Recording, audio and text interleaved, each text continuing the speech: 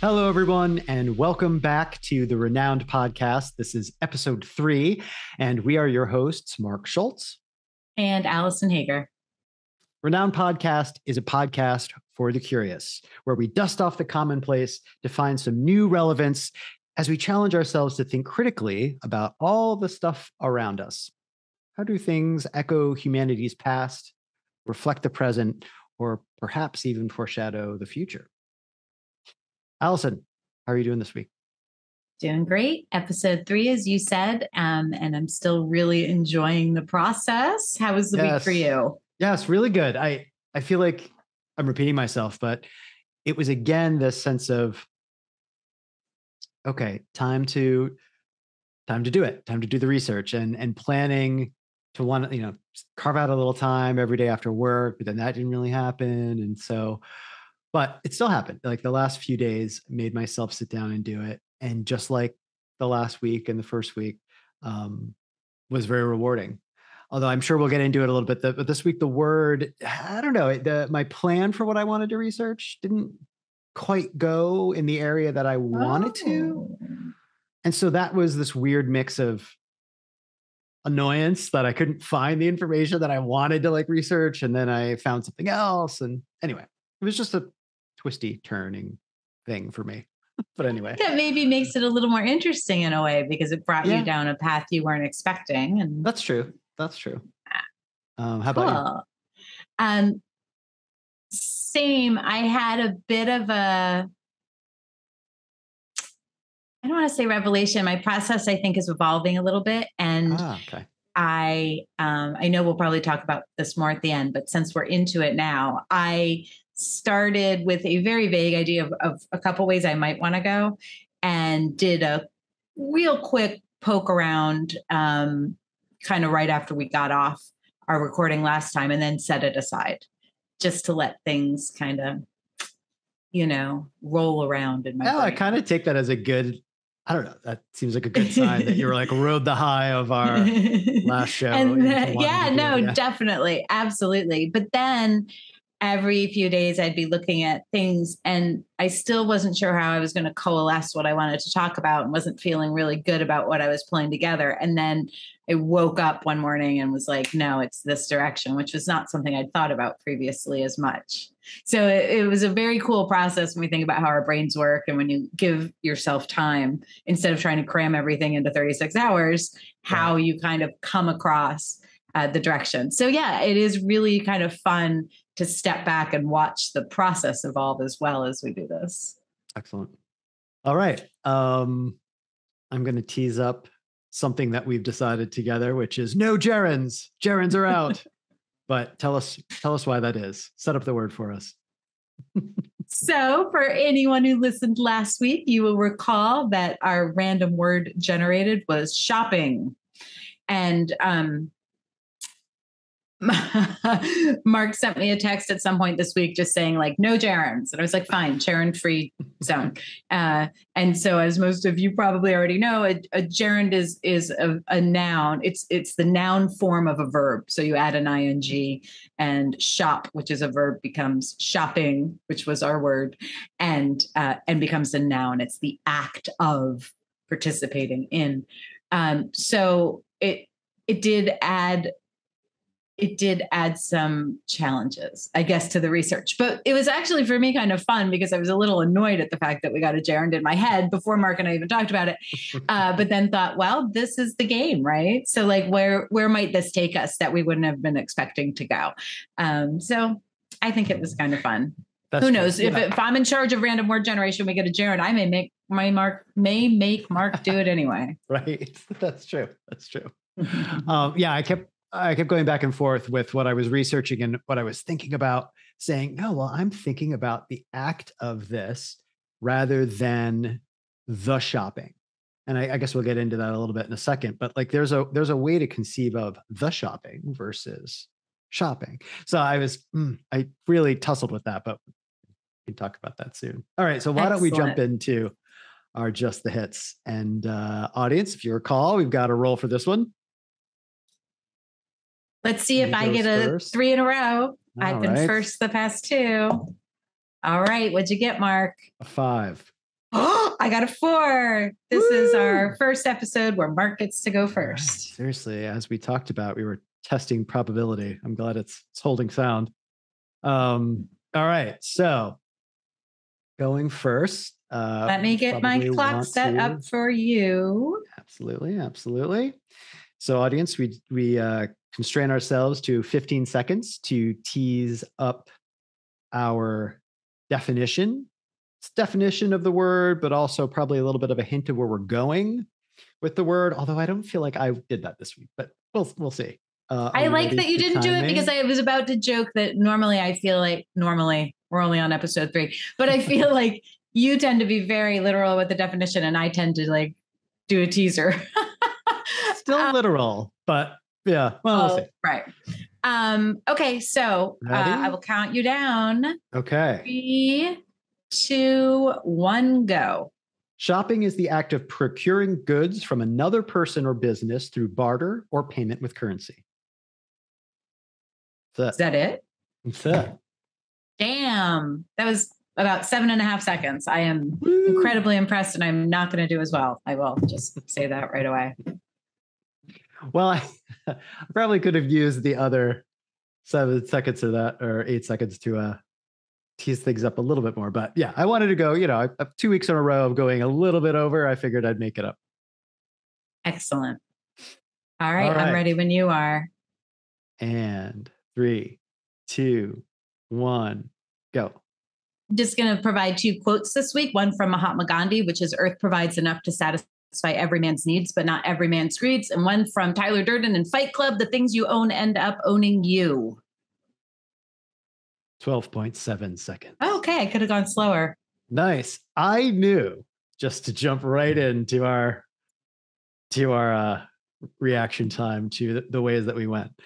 I somehow knew that this was going to spark us going into balance, sustainability, needs. I'm sure we'll touch on capitalism. It's a guess. This might be interesting because although I consider myself very progressive, very liberal person, I do have certain streaks in me when it comes to economics and fiscal stuff where, we'll see. But I love that you went A, with quotes this week, B, breaking out the Gandhi. Well done. And kind of less a definition, more of an impact statement on very, very different than my factual definition. I love that. I can't believe you didn't give me the thumbs up for bringing Fight Club into it as well. Because anytime I can use a Fight Club reference, I'd like to use Fight Club reference. Well, it's not our Marvel reference of the week just yet. I guess we'll try to see if we get to that. Yeah, I have none in mind. I didn't. Oh no, last time I did because of our topic, but it just seems to happen. It'll spring on us. Well, Mark, I'm so excited that this is your first time going first. So take us away. Okay. So this week's a little bit interesting for me because where I wanted to go, I'll talk a little bit about that, right? Less just a list of what I found and where I went, which I do have some of that.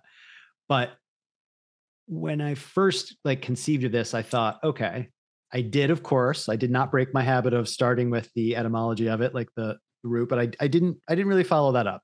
But for those who maybe have gotten used to that, shopping comes from an old French word, échoppe, ESCHOPPE, échoppe, which is like a lean-to in the woods. It's like a structure in the woods.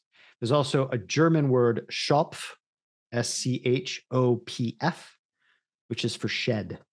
So if you were to go down that rabbit hole, I'm sure you could find really just the sense of where a small place to go and look for goods or to go barter and trade became this, thing out in the woods, or a shed became retail stores, became et cetera, et cetera. So I thought that was, interesting. Not entirely where I went, although now that I say that out loud, you'll see it does have some through lines to where I went a little bit, I guess.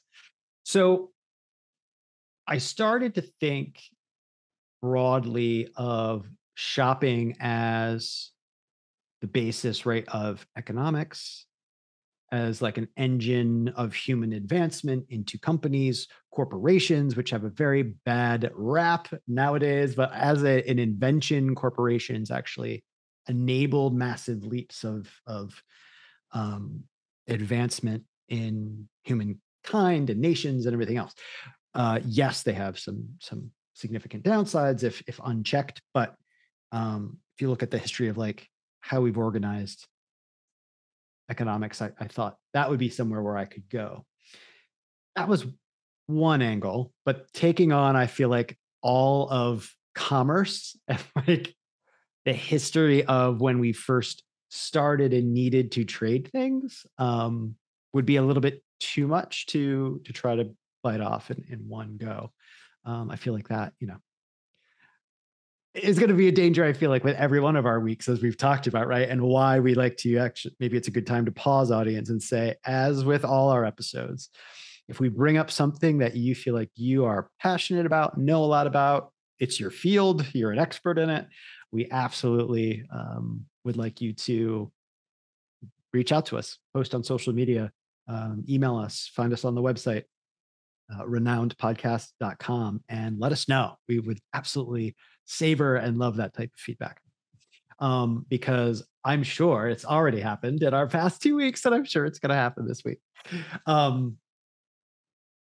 So that was one place where I thought I could go. The other place, which I am so annoyed that I couldn't find information on, which is strange. And now I'm like racking my brains, Alison, for like, where did I read this? But it was the story of the invention of currency and how currency significantly checked and limited the powers of either a tribal chieftain or a king. When in our history, you used to need a central authority figure to quote unquote bless or approve the transfer of goods when it was bartering or this or that, or they had to track it. But this drive for business and the quick exchange of currency as currency rather than, meant that it could happen everywhere and all the time and very quickly, and it really broke things away. And I feel like even to this day, as we've watched communist China over the past many years try to deal with capitalism and fuse that, and in my opinion, it's unfortunate that they've been as successful as they have. But often I feel like in human history that usually the business drive, right? That business community is a serious check to centralized government power. So that was another angle. So anybody that's listening and feels like that's something they might want to look into, that maybe you haven't touched upon that topic before, I am passionate about that, but I couldn't, believe it or not, find anything. So we're going to go on and on about the two places that I could have gone. But where I did go is, let me take you back to my childhood very briefly. And by all means, Alison, as I'm yammering on, jump in with thoughts or questions as always. If you think I'm going to interrupt a story about your childhood, you're out of your mind. Go, get the popcorn. It's just, I grew up, I was born in 76. And so from a small aged kid, going shopping with his mother through the 80s and into the 90s and then going off to college, the local mall for me was a big deal. I feel like for anyone that's in our age group, that's going to be true. You're going to remember the power of the mall. And two of the stores that anchored malls across the country were JCPenney and Sears. And so I took a look at Sears, actually, and its history. Oh, exciting, actually. Yeah, and found something that I had never thought of before, which is some parallels to a big player nowadays and some real irony in how Sears mismanaged its business over its 140-year history. And so I'll get a little bit into that. And so I am, it's not where I wanted to go. I do think it's interesting. It sort of mirrors advancements in American culture that powered Sears's rise. And hopefully this isn't listeners and Alison, sort of treading over things that you might already know. As a kid, I knew Sears because of the two shopping stores. It was the one I didn't like to go to. Little gay kid growing up in upstate New York, I loved JCPenney, where I felt like, clothing wasn't, people like to joke about it. Was it high end? No, but was it higher end than Sears? Hell yes. And Sears felt stodgy. It felt like more a place for like really boxy low end clothes. It was more for like washing machines. And what I found is that is very true because their history very much played into that as a niche. So that's coming into this. That's sort of all I knew about Sears was, it was the other staple store, like that was like the heart of Aviation Mall, if it's still there. I don't even know, in upstate New York. And I knew that over the years, I didn't like to shop there. And I knew that it sort of struggled and probably failed. And I had to look up whether or not it was even still around. Like I just, didn't know. So with that, I will jump into a little bit of the history and why I think it's interesting. I will pause though, Alison. Any like initial thoughts or reactions to Sears? Just that, believe it or not, I'm really excited about this because as you'll see in my section, I have a very small reference to Sears when I'm just talking about a much broader thing. I mention it once, but when I was, kind of thinking, I need to mention this because it's important in the evolution of shopping. I thought, there's probably so much interesting there in terms of their rise and fall, like you said, and it was not a direction I would have ever expected you to go in. So I'm actually really excited that you're going to tell me all about it now because I didn't dive down that rabbit hole myself. Nice. Okay. So the company really started, like fledgling started with Richard Sear, in 1880. So Richard Sears worked as a technician on a telegraph network.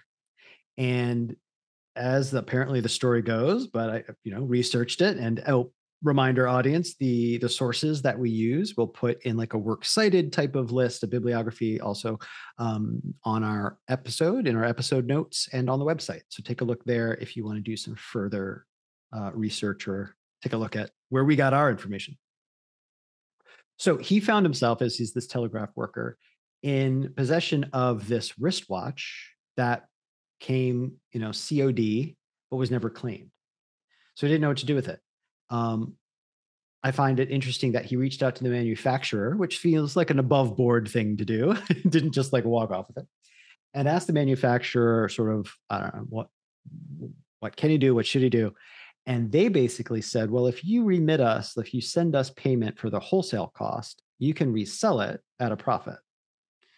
They didn't mind. And so what he did was he wrote to all of his fellow technicians, and apparently he became known for this later on. He just was sort of super aggressive and became basically an ad copy person without even knowing it. And he did this whole thing of like, I can justify and stand by the quality of this watch, and it's a low price. Like this whole, right? Like just I find this so interesting because in the first part, he's being this like stand-up guy. He's not just stealing something that, well, it's here, no one picked it up, I can just take it. Who's really going to know? So he's trying to do the right thing. And then he turns into like, I know he's not selling snake oil, but he's kind of going this really like hawking hard.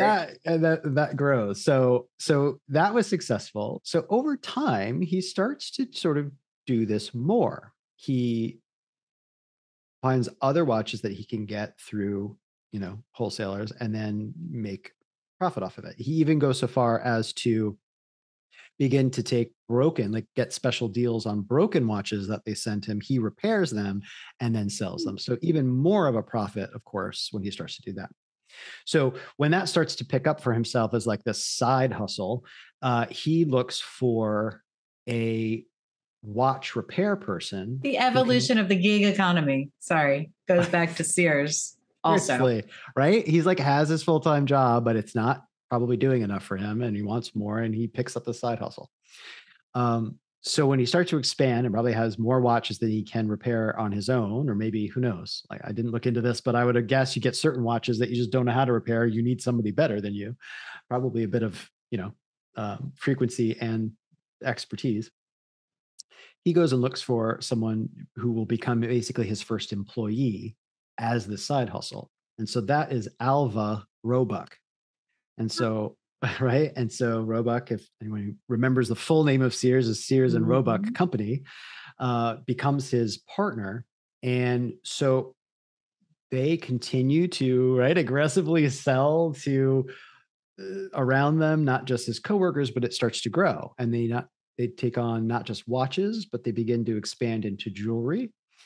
And they sort of take off from there, to be honest, right? So in the research also, I wanted to see, was mail order, was this the first time this was happening? But not the case. They did not invent this model. Benjamin Franklin apparently started it when he was selling his Pennsylvania stoves. I knew nothing about that, but apparently he did mail order, was kind of the first, one of the first. And then even at this point in 1880 or so, when Richard started to do this, Montgomery Ward already existed. They became active in 1872, and they were like the major mail order player. So he starts to grow and they expand. And then as they expand, they kind of end up challenging as they continue to grow. I mean, this company quintupled sales within 5 years, and then quintupled again within 10 years after that. Wow. So like just exponential growth, crazy. They launched into using a book, and it was the Big Book, but it was also called the Wish Book. And when I was picturing what this thing was, I was picturing like, books that when I was younger, or the things you might still get from certain places like IKEA nowadays or something like that. But this thing was massive and was written more as like there were full stories. I read somewhere there was like 3,000 words on like why something was good and should exist and be a part of the family home and things. I read in one article that it was used in poor Southern schoolhouses as like a primer and like a reference tool. So you can imagine it was more, it had more circulation than the largest newspapers in the country. It was everywhere. And why that was, is he was coming into when the railroad expanded the possibility to ship things. Parcel post did not exist yet until 1913, but that helped them once it was there. But this early on, shipping everything was a major boon and a major need for rural areas that were sort of cut off from cities where there were more retail shops, right? Actual shops for shopping. So one thing that I found interesting, I'll try to move through this, was this mail order splurge, like within a few years, I think by 1900 or so, within, by 1900, they overtook Montgomery Ward. They were the leading player. These books were massive, and had such a wide circulation, but the backlash was significant. You had people in the southern states, shopkeepers, hosting bonfires of burning the Sears and Roebuck book, offering bounties for people bringing the book so that they could burn them as fuel, offering movie tickets and cinema tickets or show tickets to people for bringing them in, right? They did not want this disruptive model to come out of business. But meanwhile, these shops were very localized. They didn't have high quality, and so their variety was very low and limited. You also had local newspaper editors who relied on the local retail shops placing ads. So you suddenly had this editors known for calling, like name calling, coming up with these bizarre names to sort of taint the reputation of Sears and Roebuck and others in Montgomery Ward. They even went so far, this is very negative, but in the South, apparently, this was in the Encyclopedia of Southern Culture, they mentioned that because nobody could see in that time period who these guys were, it was very easy to get yokel Southerners to believe they were Black. And so that spreading that was a way to damage the reputation of Sears and Roebuck. Like, just, that the whole story, just right, even your face right now, it just sets off such I'm horrified powder kegs of like how things can happen socially for us in our history. Okay, so anyway, let's fast forward a little bit.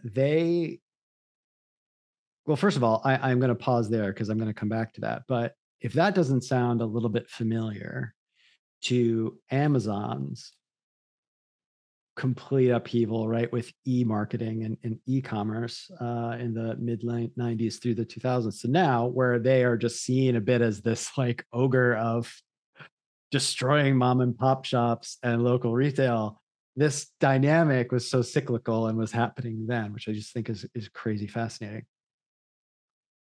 The twist a little bit to this is you then get massive urbanization and you get the Model T, and that being affordable for people, therefore many more people to have cars, and therefore it's less of a problem to go to major cities or to drive somewhere for shopping. So they do end up, even though they made their start and became so successful through mail order, they did need to open retail shops. So they do that in checking my notes here, 1925 in, I believe, Chicago it was. And so 1925, within 4 years, they had 300 department stores all over the country. I mean, I think that's just remarkable, right? Especially at the time in 1925. I think it's remarkable to do that now, much less in 25, to go from 0 brick and mortar locations footprints to within 4 years having 300 all over the country. It's wild. They survived the Great Depression. They grew during the Great Depression, which is a bit shocking. I thought I would have seen a decline in their footprint. No, they did that by focusing on an aesthetic of thrift and selling staples, socks, things like that. Whereas other department stores who tried to pride themselves on, they call it like soft goods, things that are a little bit more fancier and as unnecessary, didn't fare as well, as you can imagine. I'm sure there have been a lot of, I pictured MBA papers and case studies written about how that was managed as like an amazing meteoric rise and surviving the Great Depression. And then everything that came after that was just like a decline. So I'm trying to wrap this into like one arc. Here's the like the mismanagement from there. They become wildly popular, but then for me, I feel like this is probably tied. It's two things that I think happened. One, they became sort of against the grain of progressive changes that were happening culturally, which is probably why you get to me in the 80s feeling like this place is stodgy and sort of conservative. Probably kind of was on purpose. But so they resisted labor unions and unionization, and they fought hard against that in the 40s and 50s. They resisted in the 60s social movements to seek economic equality for African Americans. Boycotts from African Americans started as early as the 1930s against Sears and Roebuck. Although they were not, they got out of this or acquitted. I don't think that's the right word for when a company is sued, but there was a classic Sears case in the 1980s brought by the EEOC against Sears for discrimination against women being like passed over for lucrative commission roles and sales and things like that. So not the best track record, clearly. I will say though, not to at all defend or excuse them, but I think they were one of many large companies who were dealing with, racial inequality and sexism at the time. Right. And feeling, I think, as we know from anybody that has those horrible viewpoints, it comes out of fear. They were like, we built this thing and now society is changing and we don't know what to do. But here's an example of where I feel like they could have kept eyes and ears opened and just, oof. So through the 70s, inflation took off and caused this split, a polarization of shopping approaches that either went to high end or very low end, like much lower end. And so oddly, here's the first ironic thing, they rode a middle path. Whereas when they started, it was low prices and money back guarantees and all about really cheap but dependable goods for Southern rural people. Now in the 70s, they're trying to ride this middle line and they're losing because people are going now to Walmart. That name comes up a bit. Target and Kmart, I believe. Is the other one. Or they're going much higher end. I didn't know any of the names, but things that come to mind are Saks, Bergdorf Goodman, places like we have here in the city. So that's happening on one side. They end up going into, of all things, like insurance and financial services. I didn't even know that. You're like, what? Just talk about. I'm all for companies finding diversifying right, and finding a new path, but that's just so not your core competency. You don't even change your name. So then like, what? Like, it's just very strange to me. But anyway, I feel like the real nail in the coffin came in when they then tried to come back in like 2004-ish. They merged with basically with Kmart into a holding company. And at the birth of e-commerce, somehow didn't take advantage of that. And so now you've got Amazon's meteoric rise. And I never knew that, as I wrote here in my notes, if Richard Sears was alive to watch it, I would assume he is just furious with the fact that how he started the company in the spirit of offer everything through mail order, send it out. It's like the exact same model as Amazon, but powered through the internet and the order. It's just the ordering system is different. People were mailing in their orders to Richard Sears, right, and now you just, electronically put them through. I just think he would be so completely upset with that. The final nail is in 2018, they survived barely through a bankruptcy decision that they were almost completely liquidated and put out, but they were cut down to 400 locations. And now post-COVID, or coming out of COVID, we hope, slowly, they're at only 200 stores remaining now. I went to their website, assuming like the logo, at least that I remember, like if you remember like the striped letters kind of a thing, that's different. I thought it was on the wrong site. I literally thought I was on like a placeholder website, where you go somewhere and because the logo is just boring and weird. I'm embarrassed to say, I'm embarrassed. I thought they were gone already. I didn't even know they still existed. Sure. That's actually incredible to me that they're hanging on at all. So I guess I ended here with, how can a company that rose to power, yes, through mail order of such a wide variety of prices have not found its way again to dominance in the e-commerce age? Is just shocking. I almost, it's almost like they were too, Mr. Sear was way too ahead of his time. He was doing this then, and then, they can't always be ahead of their time. Maybe they're going to come up with the next big innovation in shopping. I don't believe this really, but weirder things have happened. Right. You never know. I think they're like down for the count here, but if you get the right person with the right vision, 200 stores is still nothing to sneeze at. They exist, but it's just, gosh. I loved your perfect, it's not an arc. It was like an orbit. I loved how you started and came back together. That was really nicely constructed. Thank you. So yeah, that's my rabbit hole. Really, really well done. I also think I deserve a shout out for using constructed to explain how you talked about shopping.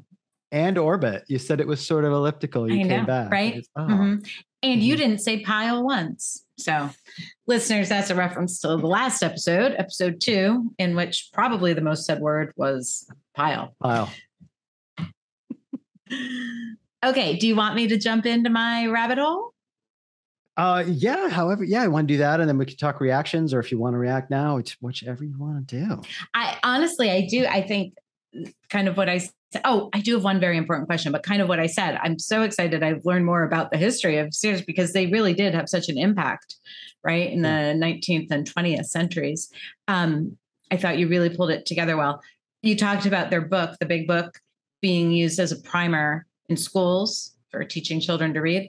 Okay, is it primer or primer? This is my big important question to you, because so many people say primer and it makes me crazy because the way it's spelled, I've heard primer so much and it actually makes me angry because the way it's spelled is with one M. So you'd think that I would be long, but actually I find that most people say primer, and there's something about that that drives me crazy and makes me think about Little House on the Prairie. So that's just, we're going to have to look that up. We have to absolutely look that up, because to prime something makes much more sense in how it's being used. You're priming someone for education. Yeah. But we're going to end up we're probably going to find that it's both. And it's funny you say Little House on the Prairie. I bet you it was said wrong for so long that they just kept like, okay, saying it.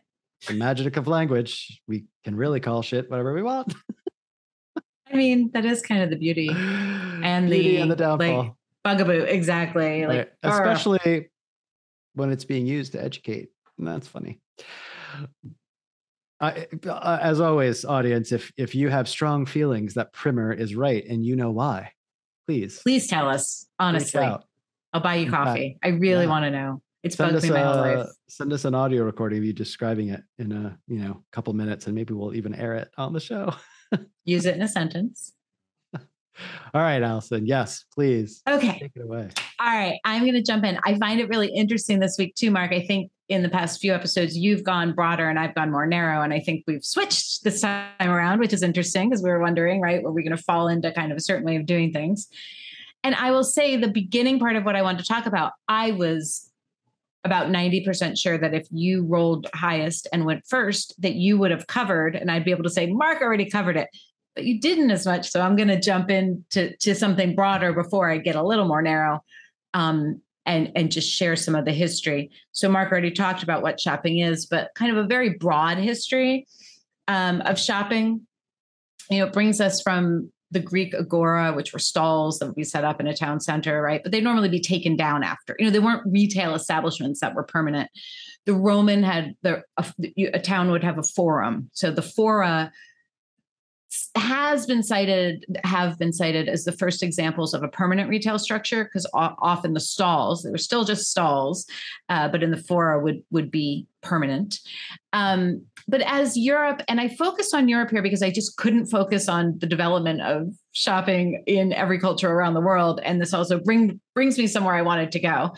So understand I wasn't looking everywhere globally. But if you move into the Middle Ages, things really move back to something Mark mentioned, which was most people who aren't noble are just subsistence farming, and they're getting everything else they need by bartering or going directly to a tradesman for things you couldn't barter for. But you did not see retail shops. And if you were nobility, vendors came to you, right? So you weren't doing as much of going out anywhere.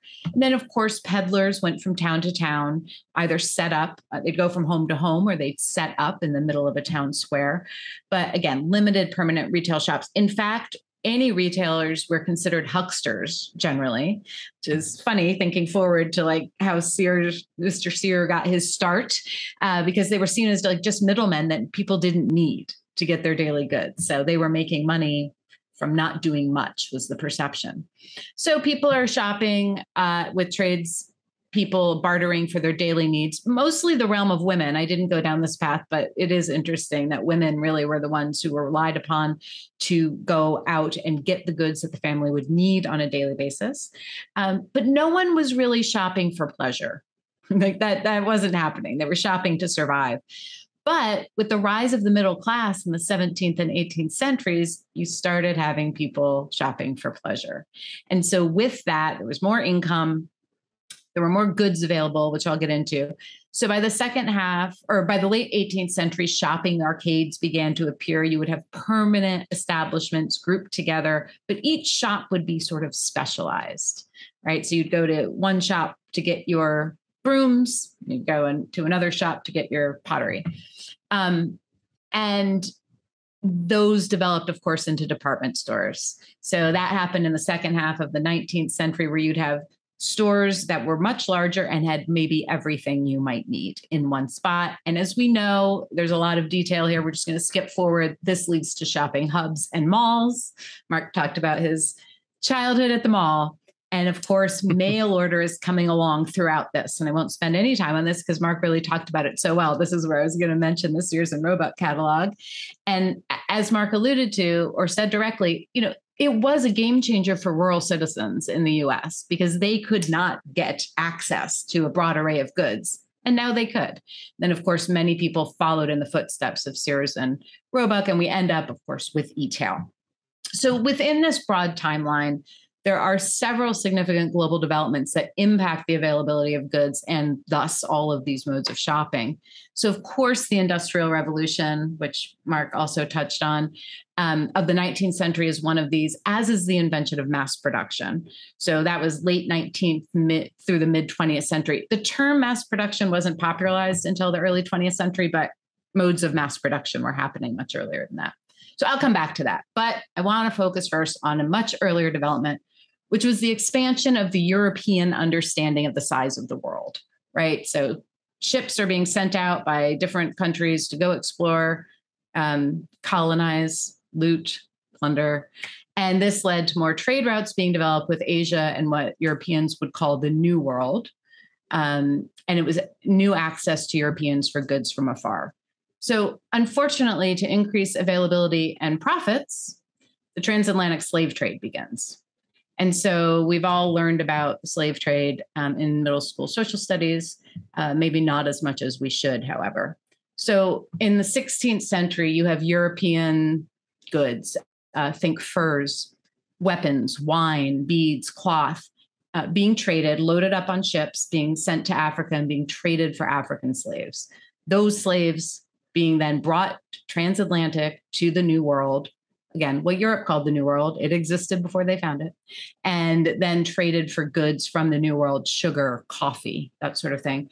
And then those New World goods would go back to Europe, and this triangle continued. Go ahead, Mark. I see you have a question. I wanted to jump in with some context of like another thing that folks can research, but I didn't want to throw you off your role. No, go for it. I like it when we jump in. Because I'm not sure if you're going to move to another part of this or not, or jump into it. But one thing that I think folks might want to look at is I first came across the topic as a play that was here in the city at the Public Theater called The Controversy. I believe it's The Controversy of the Valladolid. So Valladolid is, I believe, either a palace or a city in Spain. I might be butchering this, but it was where a massive decision had to be made by the Catholic Church on whether or not natives to the new, quote unquote, the New World and African Americans and so on, both peoples had a soul. And if they had a soul, then this slave trade could not be okay, basically. And so imagine just that horrifying experience, the discussion that's happening, and at least how it's dramatized in the play is they do come to the decision that this is wrong, but they okay it for purely economic reasons, because they're like, wait, if we say this, then you're stopping the African American slave trade. It's gonna ripple, and you're stopping this massive engine of quote unquote progress, quote unquote, and greed and money. So Valladolid, we'll put it in the show notes. I just wanted to mention that as like another rabbit hole to follow. Sorry. No, that's fantastic. I'm not aware of that play. I'm glad you brought it up, and you've really touched on. I mean, even when you're talking about the African slave trade and the abolitionist debates going on, for centuries, it always came back to exactly what Mark mentions. Well, yes, okay, maybe we could say it's morally wrong, but a lot going on here. What are we going to so do? Much money. Yeah. Prices will go up. It'll be bad for consumers. And people always went in that direction. So actually, Mark, that was it was kind of a great segue. So I will leave out some of the details that I was going to share about the slave trade, because I think hopefully everybody knows about it. But it is estimated, it's worth saying, that 10 to 12 million Africans were enslaved between the 16th and 19th centuries. And 15% of those perished. So a lot of those African slaves were captured in more inland areas of Africa and marched to the coast. 15% died on that march. The march was brutal enough. And then another 20% died on the transatlantic journey in the slave ships. So that's approximately 4 million people who died after being taken from their homes before they even got to the horrors that waited for them on the other side. And all of this was to fuel both greed and consumerism. Right. So the merchants made more money and citizens around the world had access to more goods. So let's really talk about consumerism and what it is. As I mentioned, with the development of the middle class in Europe in the 17th century, it really starts developing there, but it continues to grow long after the slave trade is abolished due to further increasing availability of goods and lower cost, thanks to the Industrial Revolution, mass production, things that Mark mentioned. There's also improved shipping options, right, as the centuries progress. There's better reach via the catalogs that we talked about. TV advertising, before that, radio advertising becomes something. And then, of course, e-tail. So consumerism continues unabated. And while the Atlantic slave trade was abolished in the 19th century, slavery is far from a distant memory. Current estimates of enslaved people in the world are incredibly hard to get. Different organizations attempt to track this number, from the UN to NGOs to governments. They generally don't cooperate and share data, number one, and also they use different definitions of slavery. So it's very hard to get a number. The most consistent number I could find was somewhere around today, right now, there are 30 to 40 million enslaved people in the world. 26% of those are children. And about 25% of those are enslaved for forced labor, meaning that about 2 million children at this moment are enslaved to work in factories and mines, on farms, to create the goods we buy. I don't want to just focus on children. Anyone who is currently enslaved, this is a big problem.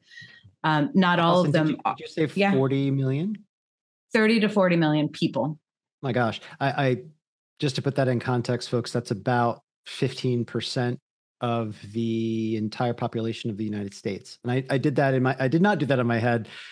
Oddly, 40 million was another metric for me for work this week. And I had to do the math, but yeah, that's insane.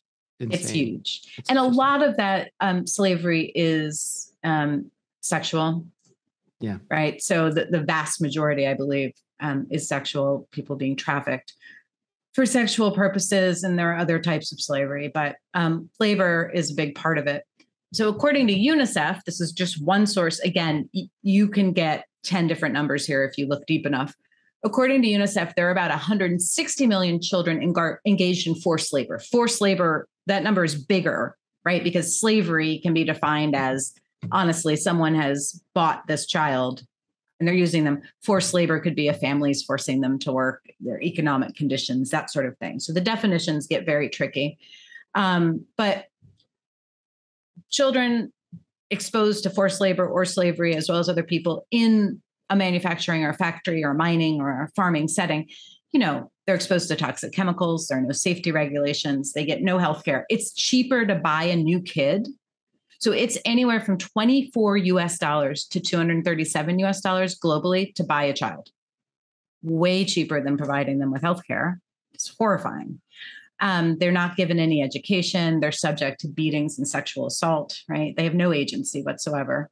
And there's an estimate that 22,000 are killed in forced labor situations each year.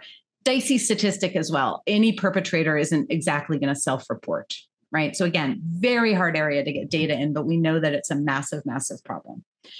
So the UN has sustainable development targets across 16 or 17 areas, and then goals within around the world, everything from climate change to justice.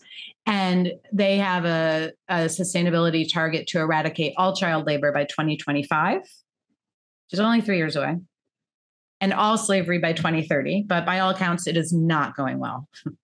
They're very unlikely to meet these targets. And one of the reasons it's not going well is that many of us in what the developed world, the Western world, I don't like either of those terms, but I don't know what else to call it. A, have no idea it's happening. B, don't know which companies and brands kind of are participating in this or not. And C, even if you knew, where do you start in terms of doing something about it? So there are many, many big name brands that are alleged to still engage in the use of child slaves, either directly or through their suppliers. To name a few, Adidas, Nike, Victoria's Secret, Disney, ironically. I want to be clear that these are allegations that most of these companies refute, right? Many of them also now have mission statements on, zero tolerance for child abuse, slave labor, sustainability goals, all of that. But here you run into hurdles of transparency and enforcement. So there's a Harvard Business Review article that we'll post that posits that the biggest issue here and why, regardless of what a company says they're doing about it, why they're not really doing much about it is willful ignorance, right, on the part of the companies, because it is a very tough nut to crack. So number one, they can't possibly know everything going on with every supplier they have. So they can have these statements, they can do their initial research, and then they can hire a supplier who, unbeknownst to them, is using slave labor. The second thing is, without forced labor, costs go up, prices go up, and sales go down. So going back to what Mark said before, this engine, quote unquote, of progress, this, the fact people making money and then on the other side, people getting goods to make their life more convenient, it's really much easier not to think about it and just proceed. So here's what you can do if you'd like to try to make a difference. You can research your favorite brands. See, what do they say about this? Do they have corporate statements stating that they will not participate in this? And if they don't, you can write them. You can write your government officials about the need for stronger laws, policing companies, and developing third-party auditors. If we don't have a third party being able to go out and audit, again, there's no way to get to the bottom of this. And you can also try to buy fair trade. And again, I know this is hard and I know people are busy, but you can do your research and look up fair trade brands and companies. There is one website, this one's specifically for fashion, but there are many more, and we'll post this. It's called GoodOnYou.org. They also, so they rate like really bad to like, yep, they're doing a great job, to in the middle, like it's a start. But then they give you details. What are they doing specifically about both the environment and slave labor? And I've said it before. You've heard it before. I'm going to say it again. It's really important to reduce, reuse, and recycle, right? So I'm also going to mention the environmental impact. So you've got the environmental impact of I am losing my ability to speak. I apologize. Of consumerism on top of this. So if we curb our consumption, this goes a long way to helping all of these issues. We're not then reinforcing the need for slave labor as much, and we're doing less to harm the environment. And again, it can be daunting to think about where to start, but every little change you make does help. You don't have to become a saint. It's impossible, but you can do very small things, and they do make an impact. It adds up when everyone does it, and it also influences other people to do it. So one is hold on to goods that still work instead of buying that shiny new item just because you can.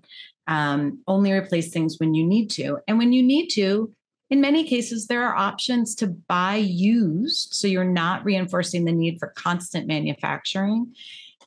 If you can't buy used, or you can't find viable used options, try to buy fair trade. With your old items, if they do still work, you can try to sell them or donate them. Make sure you know the details of your local recycling program. So recycling programs are different around the globe. They're different by state. They're different by municipality. And so throwing something into your recycling bin that isn't recycled is as bad as not recycling, because it really causes problems within the system.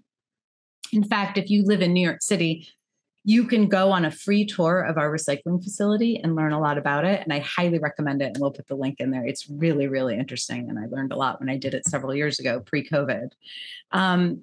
If you have something that's not recyclable, please try to donate. There are so many organizations. For instance, here in New York, Housing Works, mostly housewares, clothes, those are things that can be most donated. So there are a lot of things you can't donate it. You can give them away. There's a website called freecycle.org. It has communities. You sign up for a community based on where you live all around the world, where you can post, I am giving away this tea set. You have to pick it up. Here's a picture of it. People come and pick it up. It's a way to and trust me, I've never had one thing I've posted, as small as it is, not have people be interested in it. So it's a really great way that something doesn't end up in a landfill and gets a new home and gets used. And then tiny little thing, just bring your own bags when you're shopping. Try to buy things that have less packaging if you have multiple options. So that was a lot. And my intention is not to preach. My intention is, I'm certainly not perfect in any of these ways, but really rather to shine a light kind of on the really dark underbelly of things that are happening so that we have access to as many goods as we do. We get such a benefit from the availability of goods and from e-tail, but, having everything at our fingertips can come at a dark price. And I'll just end with another quote from Noam Chomsky, linguist, philosopher, cognitive scientist, brilliant man. Small changes add up. As long as the general population is passive, apathetic, diverted to consumerism or hatred of the vulnerable, then the powerful can do as they please. And those who survive will be left to contemplate the outcome. And I just thought that was a really fitting way to kind of sum this up and remind ourselves that we can try to do better every day. So that is it. It was not as neatly constructed as Mark's was. I got too, passionate there about railing against the slave trade. But I will pause and let Mark get a word in edgewise. No, I think it's wonderful. I think it's another example of you finding a way in. I remember you not being bowled over and super excited with this term, with this noun, this fake noun. I'm just kidding. The gerund. And yeah, you found a way to hook into it and follow a path that is passionate and incredibly important to you. So no, I think that's great. I think for me, it echoed when I started to look at it, knowing that this was going to.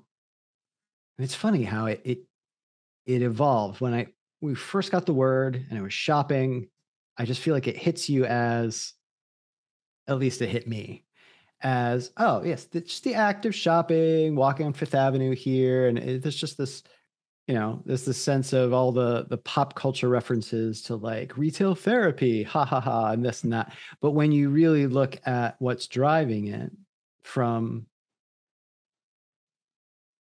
you touched on it. Actually, I almost jumped in and with a question when you were early in on the timeline, because one thing I struggled with, and I was curious if you did, was defining shopping, meaning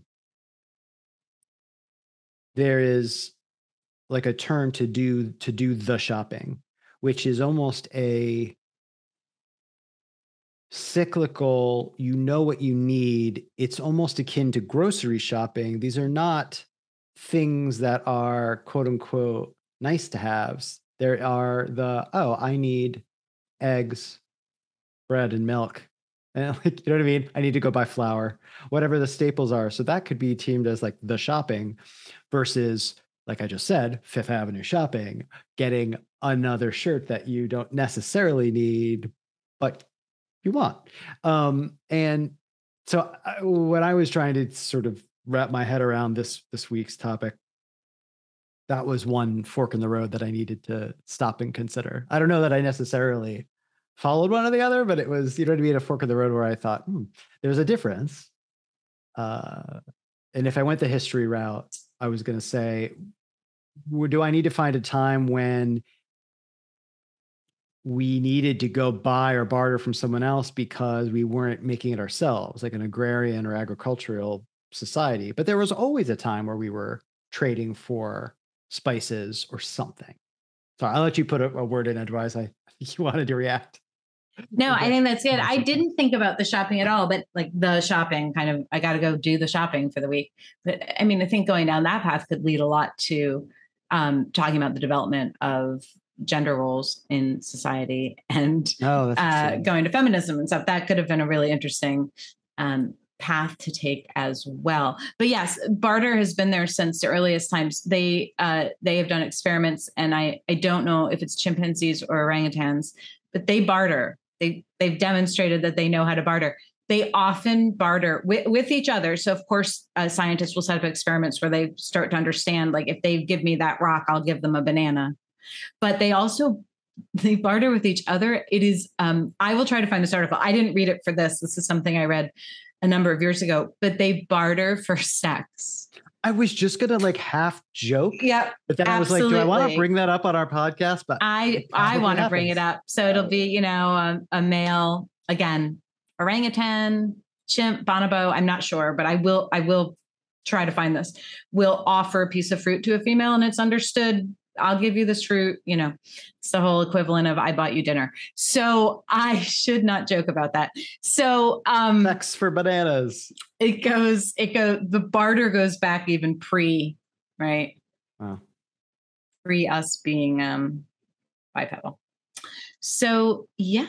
So there you go. So I think that Mark, this is probably a lot of big questions that come out of this week, but this leads us to your big question. Yeah. I know my questions now are, it's tricky. This week's tricky. All right. So what do I have here?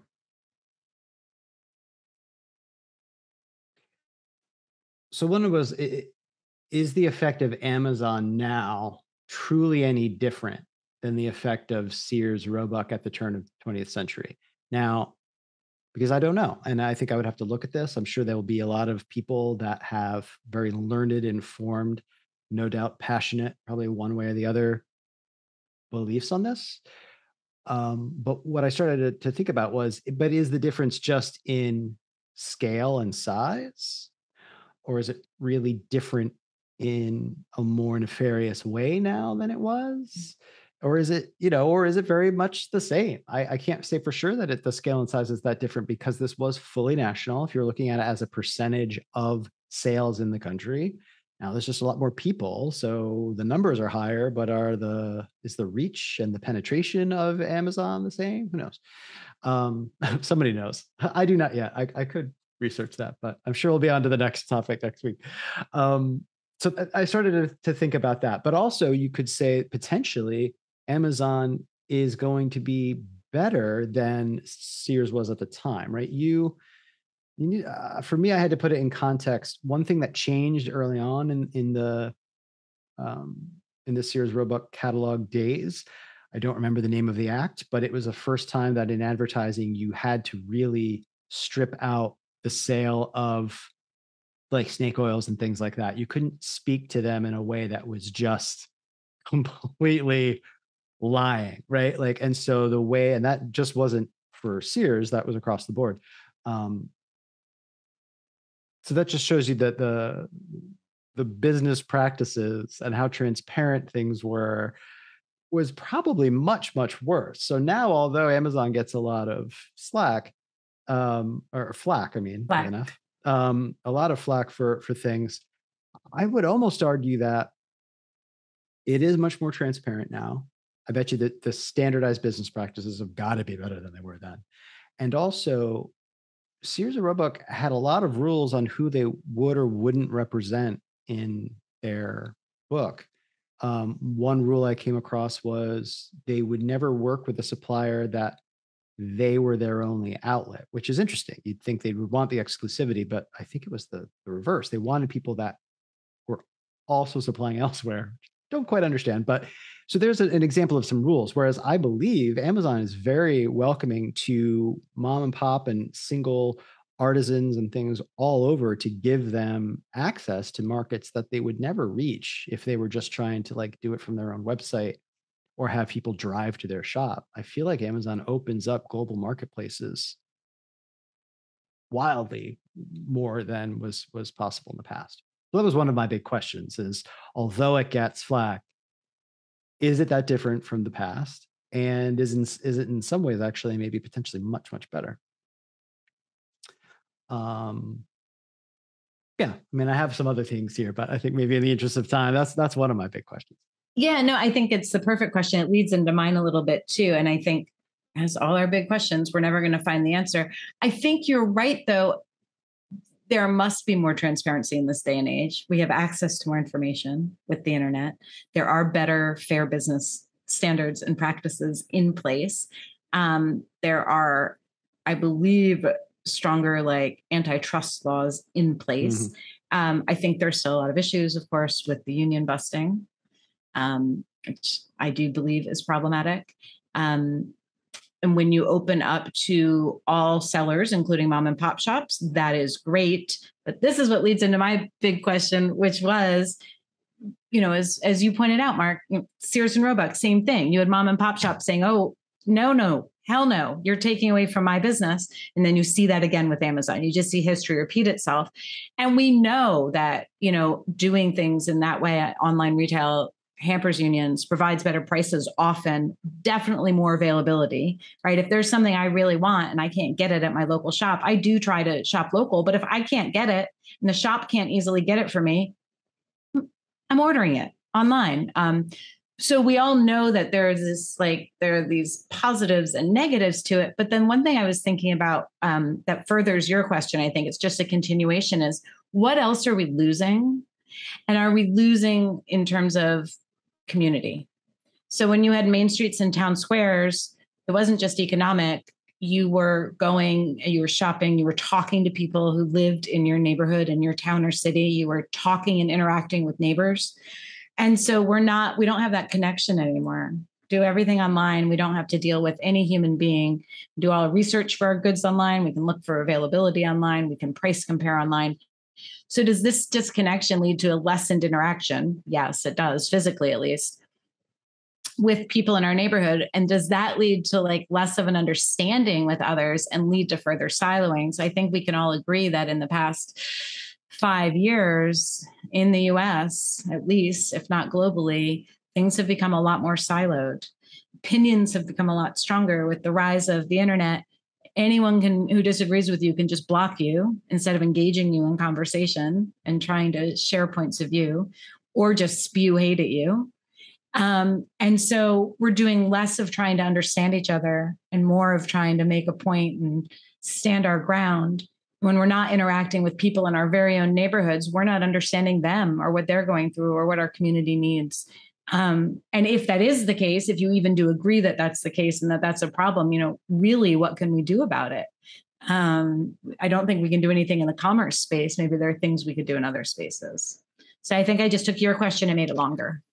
No, it's a really, really good point. And it made me think of something I came across in the research this week. I'm not disagreeing with you, but this is something to just consider. And it puts a slightly different spin on the siloing versus not. One thing that they credited, well, it's see if you think this is a positive or not. The research that I ran across did posit this as a positive thing.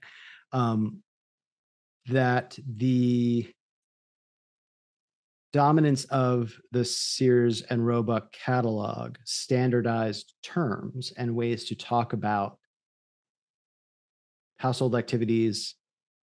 I think the example they gave actually was that those in the South that might call something a sling blade or a slam bang were not forced, but conditioned to start calling them weed cutters. And you had less of a regionalized way of discussing things. So in that way, you had more of a communal effect, which is interesting and different. I'm not disagreeing with you, but there could be something to be said for the way that it could standardize and bring things together. Whereas right now, to your point, such polarity, but I think that's more social media, right? I mean, Amazon, you're not, sure, there's the comment section, but you're not screaming with people about a slam bang versus maybe they will now. I wouldn't, anyway, see, I'm going to demonstrate myself being annoyed by certain factions in the US, but yeah. No, I guess this is why it's the big questions. Yeah, exactly. We always, I think, do this. We're going to have to like, I do think there is something about standardization that's useful and helpful, especially people who want to do a little research on what it is they're buying. Yeah. So that is absolutely positive. But to your point, is it going to this bigger issue of like, we are just disconnecting more and more from what's right around us and creating a sense of community and a sense of togetherness versus a sense of separateness. Yeah. I can't resist. I know we probably want to wrap it up here in a few. I feel like what's emerged in like me going through mine and then listening to yours is something, again, and I'm saying this, and I know when you say something so many times, it feels like you're trying to convince yourself. I really do mean, I don't disagree with what you're saying, but it raises something that is important to me that I need to continue to think about, continue to research. But for me, one of the biggest things that I feel is important is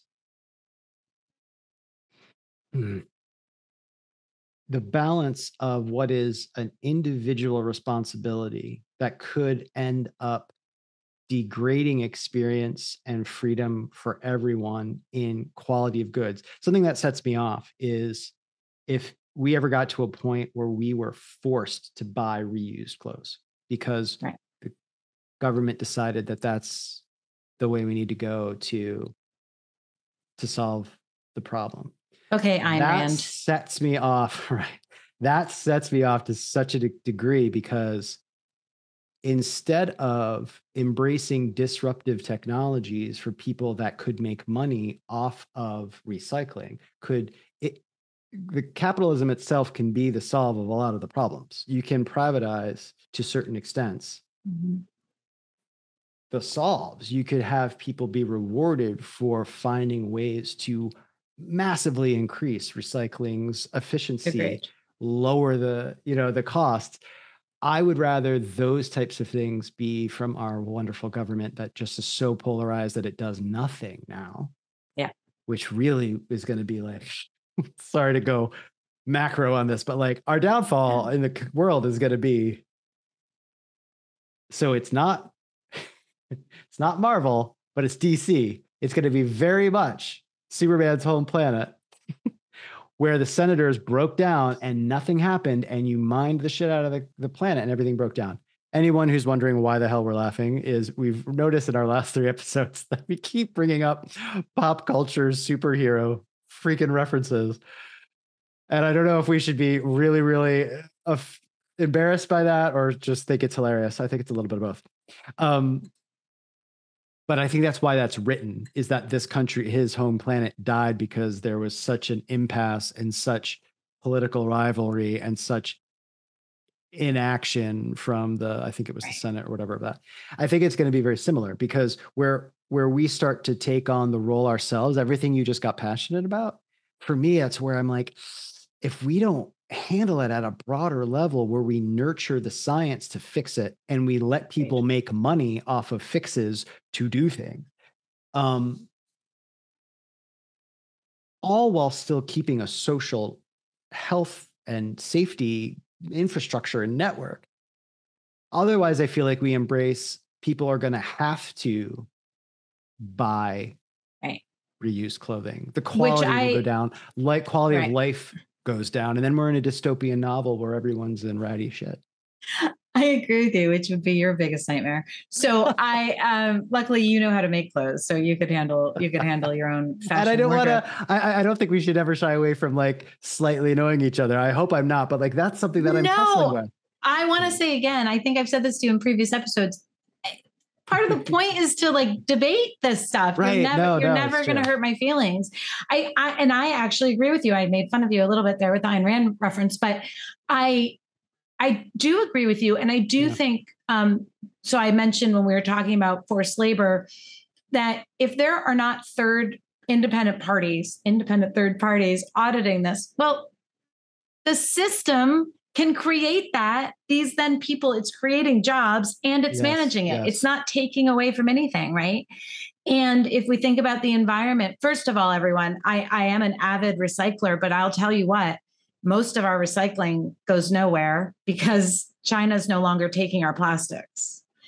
So it's a big problem. And metal, you buy metal if you can. If you buy like soda or water, metal is infinitely recyclable. So always go for metal if you can. So fixing the recycling, to your point, Mark, like incentivizing it, excuse me, finding ways to reuse materials and incentivizing companies as well as developers, inventors to come up with materials that are more environmentally friendly, not mandating you can, never use plastic again because that's never going to work. And then we end up right where the world falls apart. But exactly what you said. So you think you're disagreeing with me, but you're actually agreeing. We're just coming at it from different ways. And I'm saying they aren't issues we can ignore anymore. The planet and the injustice of slavery and forced labor, we have to find a way around them. And I do think regulation to some degree has its place, but I would much rather see the system and people incentivized. Yeah, so absolutely. Agree. Oh, and just so there's no miscommunication audience for you, I was not disagreeing on any of her points around slavery or forced labor. It was more thinking I wanted to do around the consumption and about individual responsibility to control that versus governmental broader dynamics that I think are going to have much more of an impact. But where I think the bridge is probably, I agree with you. I think we are certainly coming at this from two different angles, but ending up in the same place. The more that we demonstrate an interest as individuals in that means there is more of an opportunity for someone to create a business to cater to it, because then they're going to have a societal, they're going to have customers, they're going to have, an interest. Exactly. You just need, I'm not saying privatization is always the key. That will make me sound conservative, and I'm not. But there is also the flip side of that, where the government keeps a stranglehold on things like sanitation and the process of that, because it has become a trusted part of their infrastructure and ways of operating, et cetera. But so they don't want to give it up, but you may need to, right? If we have the Elon Musk of the world trying to get us to Mars, imagine that type of massive dedication and innovation in the space of recycling. Would be, and we're going to have to. I mean, literally, I think we're going to have to do it to survive. Like we need. I agree. Wild steps forward. The hope for me though is, any listeners who have, here with us for the third episode, I've been reading more science and physics books in the last few weeks because of this show and because of, looking into this. A lot of the physics advancements and things that are going to affect science, you see such the web of how all these things, right, hook together. You unlock the next step of like integrated field theory, and you unlock massive advancements in power and fusion and dynamics of, you'd be able to potentially address things like waste and recycling in completely new ways. Maybe. Anyway, sorry, Alison, I'm going down another rabbit hole. No, that's great. It is great. I think these are the important things, but I agree with you. I think in the interest of time. Yes. We had probably better wrap up. So Mark, you get to go first. How are you rating this? You were 4. Thank you for correcting me earlier. Last week. I was 4. Where'd you come out? I'm like almost 100% positive, right? That I was 4. I think you were, because I do remember making the comment about it's like, it was like a gender thing, but if people knew us, they'd think it was funny. That like it was actually flipped for us. So I did not change that much. I went to a 5.5. I went from a 4 to a 5.5. A little bit more. That's probably a little bit fueled by I didn't quite find the information to do the research I wanted, but I still was interested in where I went. But it didn't rile me up or feel. It's funny. I almost said it didn't feel as important, but the more I think what we just talked about is so critical that it is so important.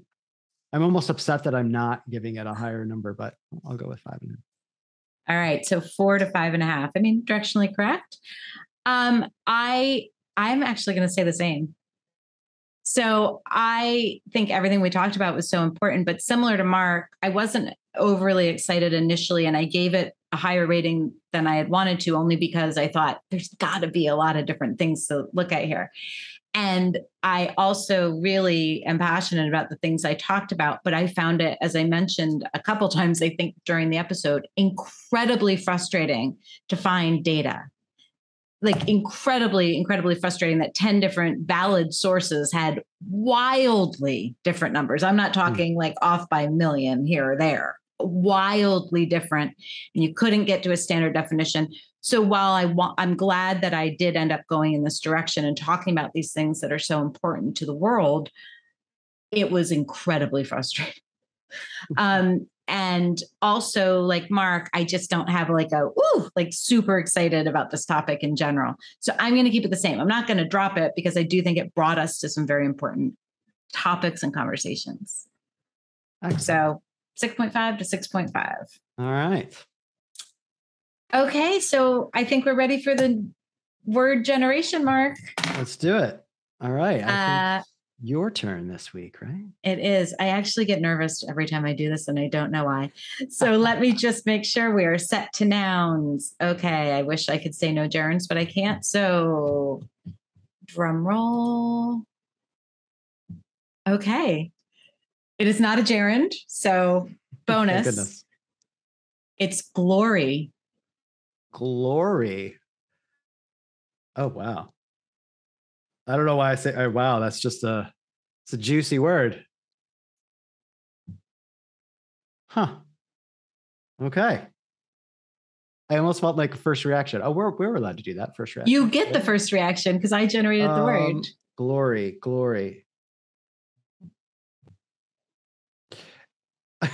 Makes me think of Pippin, such a musical theater geek.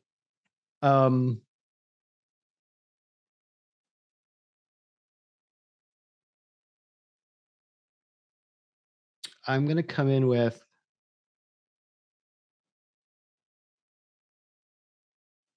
7.5. Okay. Is that the highest you've rated anything, or initial rating, or maybe Orbit you gave it a 7.5 too? I can't remember. I'm going to start that spreadsheet, I swear. Oh, that is odd. No, I like it. 7.5. Remember? Yeah, you said it out loud. You said it out loud. I did. I think it's great. I had to try to suppress myself when I read it to you, because I was very oh, this is good glory. I mean, there's so much there. I think I'm going to go with an 8. I don't want to overdo it, but I just think there's so much there. I initially, you thought Pippin, I thought Rent. One song, glory. Oh, of course. So we both immediately went to musical theater, which I guess isn't too surprising, but this one I think I'm excited about. Yeah, it's big and pivotal and behind so many things that humans do for one reason or another. All right, we'll get there, I'm sure. Oof. Okay, right. So I think it's time to close out. Yes, so our third episode behind us.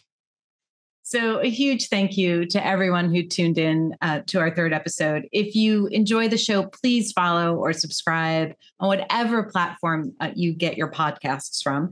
And please leave us a good rating. It really helps. It helps other people find the show, and it helps us continue to create the show. You can also visit us on the web at ReNounedPodcast.com or on social media at ReNouned Podcast. And of course, we hope you will tune in next week for a new episode with our new noun, glory. Thanks, everyone. Bye-bye.